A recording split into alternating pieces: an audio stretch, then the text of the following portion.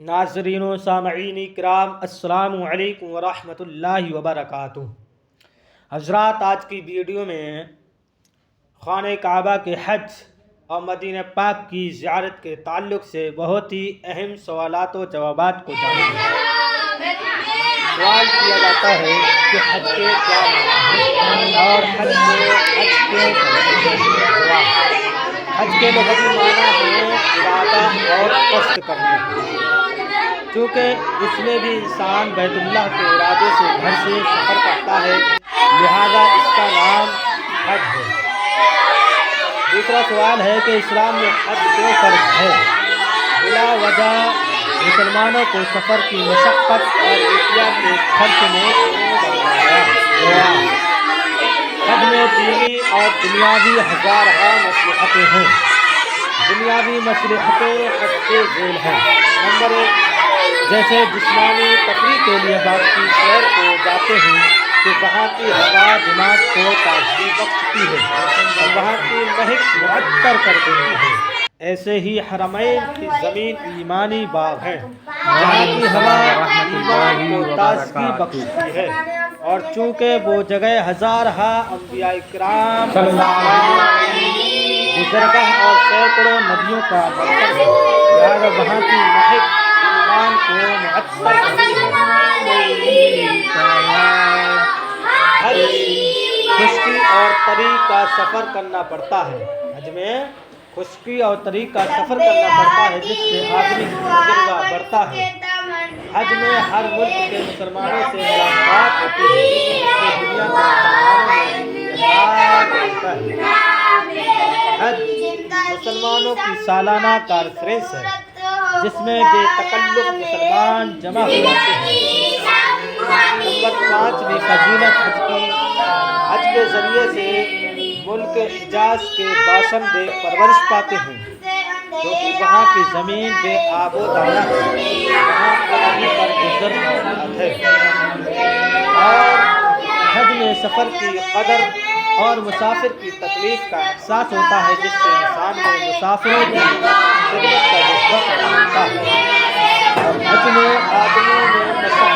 حج کرنے میں آدمی میں مشقت برداشت کرنے کی عادت پڑتی ہے، کیونکہ حرمین شریف میں ضرور برداشت کرنی ہوتی ہے۔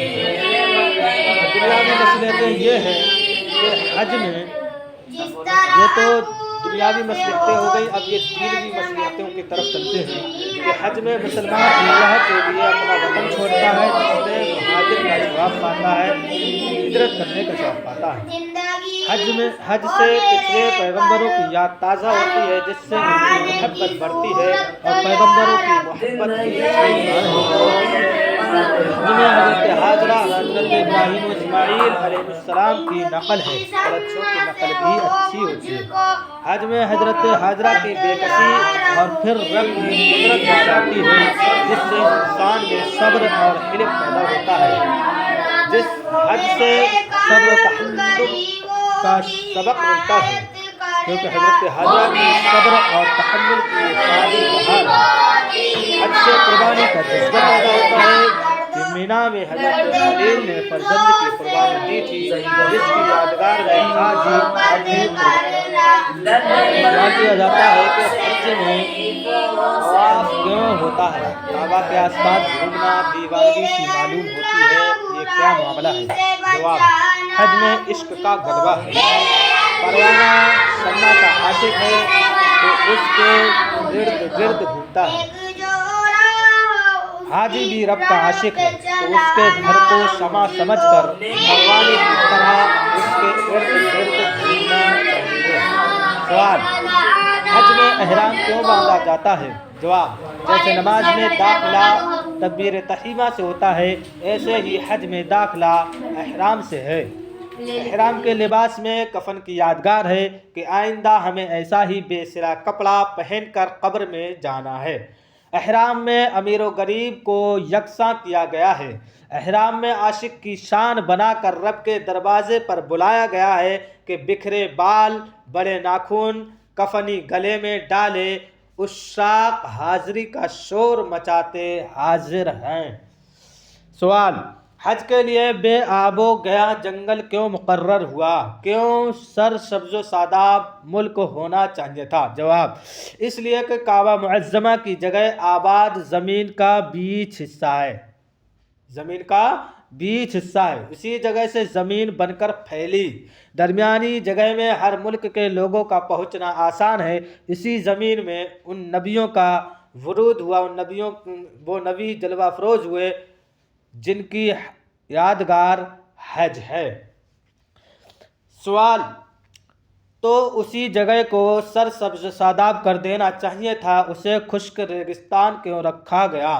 جواب: تاکہ حاجی محض رب کی رضا کے لیے یہاں آئیں، کوئی دنیاوی غرض شامل نہ ہو۔ سرسبز ملک میں تفریح، تجارت، سیر، آرام، عیاشی کا خیال ہو سکتا ہے، اس بنجر زمین میں عبادت کے سوا دوسری نیت نہیں ہو سکتی، اس لیے حاجی کے سلے کپڑے اتروا کر کفن پہنایا جاتا ہے تاکہ ظاہری آرام بھی ختم ہو جائے۔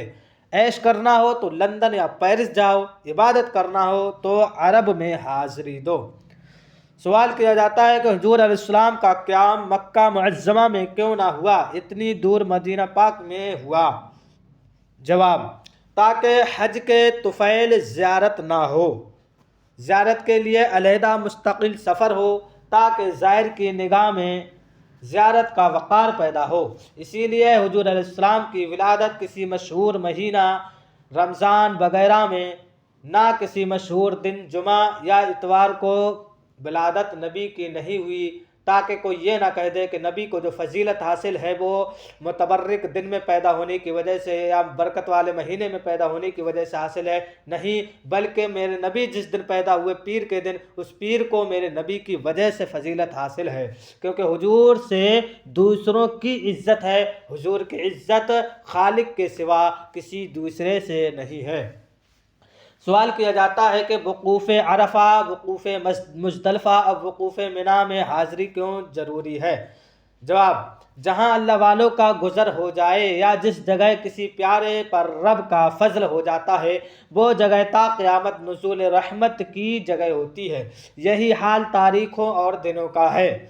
منی میں آدم علیہ السلام کی توبہ قبول ہوئی، عرفات میں حضرت آدم و حوا کی ملاقات ہوئی، مزدلفہ میں حضرت آدم علیہ السلام نے بعد قبول توبہ قیام فرما کر عبادت الہی کی، منی میں حضرت خلیل اللہ نے فرزند کی قربانی کی، اس لیے یہ مقامات تا قیامت متبرک ہو گئے۔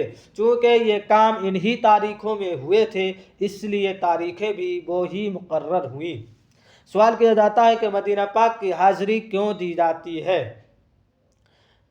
جبکہ اللہ تبارک و تعالیٰ کی رحمت تو ہر جگہ ہے؟ جواب: بے شک اللہ تبارک و تعالیٰ کی رحمت تو ہر جگہ ہے، مگر ہر جگہ ملتی نہیں۔ مدینہ پاک اور بزرگان دین کے آستانے رحمت الہی کے ملنے کے مقام ہیں۔ ریل ساری لائن سے گزرتی ہے مگر اس کے پانے کے لیے اسٹیشن جانا ہوتا ہے، بجلی کی دوڑ سارے تار میں ہوتی ہے مگر روشنی وہیں ہی ہوگی جہاں کمکما لگا ہوگا، بلب لگا ہوگا۔ یہ مقامات رحمت ربانی کے اسٹیشن یا تجلی کے بلب ہیں، کمکما ہیں۔ رب ہر جگہ رازق ہے، ہر جگہ شافی امراض ہے، مگر رزق تلاش کرنے والے مالداروں کے دروازوں پر، شفا لینے کے لیے اطباء کی دکانوں پر جاتے ہیں، ایسے ہی مدینہ پاک رزق روحانی اور شفا نفسانی ملنے کی جگہ ہے۔ سوال کیا جاتا ہے کہ روضہ پاک مصطفیٰ صلی اللہ علیہ وسلم اور صحابہ کرام کے مزارات پر سلام کیوں پڑھا جاتا ہے؟ جواب: بھیک مانگنے والا داتا کے دروازے پر کھڑے ہو کر، دینے والے کے دروازے پر کھڑے ہو کر گھر اور گھر والے کو دعائیں دیتا ہے، یہ دعائیں گویا مانگنے کا طریقہ ہیں۔ حضور سخی داتا ہیں، ہم بھکاری ان کے دروازے پر صدا دینے والے کے لیے صلاۃ و سلام عرض کرتے ہیں تاکہ بھیک ملے۔ نیز رب فرماتا ہے اذا حییتم بتحیۃ فحیوا باحسن منہا اور ردوہا، جب تمہیں کوئی سلام کرے تو اس سے بہتر جواب دو یا کم از کم اس جیسا ہی دو۔ ہم غلاموں کو قوی امید ہے यकीन कामिल है कि हुजूर मुस्तफ़ा सल्लल्लाहु अलैहि वसल्लम हमारे नाचीज़ सलामों का जवाब ज़रूर देंगे और फरमाएंगे वालेकुम अस्सलाम, ऐ उम्मती तू भी सलामत रहे। हुजूर मकबूल दुआ है, अगर एक दफ़ा भी सलामती की दुआ दे दी तो इंशाअल्लाह हम दोनों जहां की आफतों से सलामत रहेंगे। यह सलातो सलाम दुआ लेने की तदबीर है। सवाल किया जाता है कि मदीना पाक की मिट्टी को खाके शिफा क्यों कहते हैं और आब जमजम को दवा और बरकत के लिए क्यों इस्तेमाल करते हैं? जवाब, आब जमजम एक पैगंबर इस्माइल अलैहिस्सलाम के पाँव शरीफ से पैदा हुआ, गोया आपके पाँव का गसाला है, और मदीना पाक के ज़र्रे कदम पाक मुस्तफ़ा सल्लल्लाहु अलैहि वसल्लम से मस हुए। मदीना पाक की मिट्टी नबी करीम सल्लल्लाहु अलैहि वसल्लम के कदम मुबारक से मस हुए लगे हैं, लिहाजा उनमें शिफा पैदा हो गई। शायर ने शेर लिखा है कि कहाँ ये मर्तबे अल्लाह अकबर संग अस्वद के, यहाँ के पत्थरों ने पाँव चूमे हैं मोहम्मद के सल्लल्लाहु ताला अलैहि वसल्लम। शहद की मक्खी के मुंह में फूलों का फीका रस मीठा और शिफा यानी शहद बन जाता है। रेशम के कीड़े के मुंह से छूकर शहतूत के पत्ते रेशम बन जाते हैं। हजरत जिब्रील की घोड़ी की टाप से लगकर खाक में जिंदा होने की तासीर पैदा हो गई, जिससे सामरी का बछड़ा जिंदा हो गया। उसी तरह प्यारे मुस्तफ़ा सल्लल्लाहु अलैहि वसल्लम की कदम पाक से मस होकर खाके मदीना शिफा बन गई, शिफा हो गई। हुजूर सल्लल्लाहु अलैहि वसल्लम मदीना की खाक को शिफा फरमाया है। नबी ने मदीने पाक की खाक को शिफा फरमाया है। बेतुरबती इर्दना बरीक़तिन बादना यशफी सकीमना, और ये शिफा त्या क़यामत तक बाकी है। सवाल किया जाता है आब जमजम को आब जमजम क्यों कहते हैं? जवाब, जमजम जमजमतुन से बना है, जिसके माना है गुनगुना कर गाना। चूँकि हजरत हाजरा ने पहली बार ये पानी खुशी में गुनगुना कर पिया था, इसलिए इसका नाम जमजम रखा गया। या ये कह लीजिए कि ये लफ्ज़ जमजम था, जिसके माना है ठहर ठहर कर। हजरत हाजरा ने इस पानी को देखा तो उसके इर्द गिर्द दीवार सी बना दी और फरमाने लगी, या माआ जमजम, ऐ पानी ठहर ठहर, इसलिए इसका नाम जमजम हुआ। हदीस शरीफ में है कि अगर इस पानी को रोक ना दिया जाता तो पूरब व पश्चिम में दरिया की शक्ल में होता। सवाल किया जाता है कि कुर्बानी क्यों की जाती है? क्या जानवर की जान लेना भी इबादत है? अस्सलामु अलैकुम व रहमतुल्लाहि व बरकातुहू।